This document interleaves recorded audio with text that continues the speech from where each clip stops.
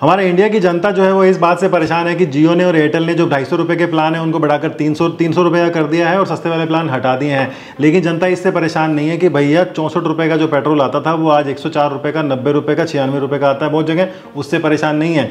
समोसा 5 रुपये का आता था वो 20 रुपये, 25 रुपये, 30 रुपये का हो गया, उससे परेशान नहीं है। गोलगप्पे 10 रुपये के चाहे 20 मिलते हो लेकिन आज की तारीख में 10 रुपये के 4 ही मिलते हैं, उससे भी जनता परेशान नहीं है। परेशान किससे? जियो से और एयरटेल से कि भैया इन्होंने जो है वो 150 रुपये से 300 रुपये तक की बढ़ोतरी कर दिया है और ये दो लोग जो है वो हमारे इंडिया को लूट के खा जाएंगे। सिंपल सी बात है यार, महंगाई बढ़ रही है, हर चीज़ की महंगाई बढ़ रही है, तो इनकी भी जो है प्राइसिंग बढ़ेगी। मैं किसी को जस्टिफाई नहीं कर रहा हूँ, आपको लगेगा जियो ने पैसे दिए, एयरटेल ने पैसे दिए हैं, तो कहानी यहाँ पर सिंपल सी है। बहुत लोगों ने बोला कि इसके ऊपर बात करो, तो मेरा यहाँ पर ये टेक ये है कि महंगाई हर चीज़ के ऊपर बढ़ रही है। आपकी भी तो सैलरी बढ़ रही होगी, पिछले 8 साल में सैलरी बढ़ी होगी, या आप उसी 10,000 रुपये पर काम कर रहे हो? नहीं कर रहे हो ना।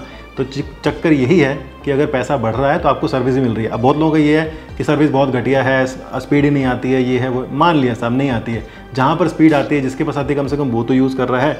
इंडिया में जो है वो 5G बेचते हैं 4G की स्पीड के ऊपर, 4G को बेचते हैं 2G की स्पीड के ऊपर। पता है सब कुछ सही है, मान लिया कि सब कुछ हज़ार कमियां हैं, लेकिन मेरे हिसाब से जो प्राइस धीरे धीरे बढ़ रहा है वो जस्टिफाइड है।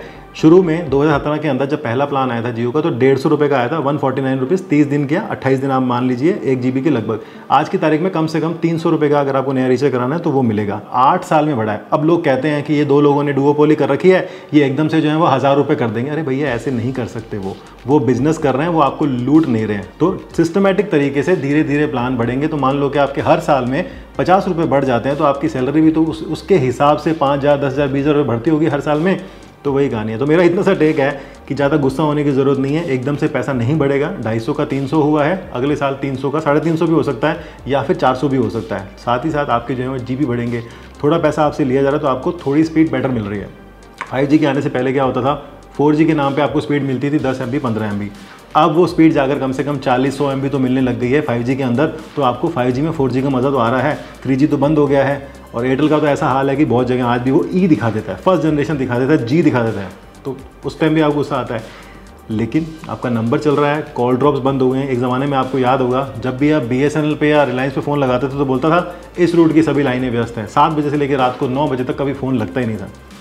टेक्नोलॉजी में परिवर्तन आया है, चीज़ें आगे बढ़ी हैं, तो थोड़ा पैसा आपको भी देना पड़ेगा अपनी जेब से। वरना 250 रुपये का 1 GB आता था, आज आपको 300 रुपये में रोज़ का 1 GB मिलता है। एक भी नहीं, 1.5 GB मिलता है रोज़ का।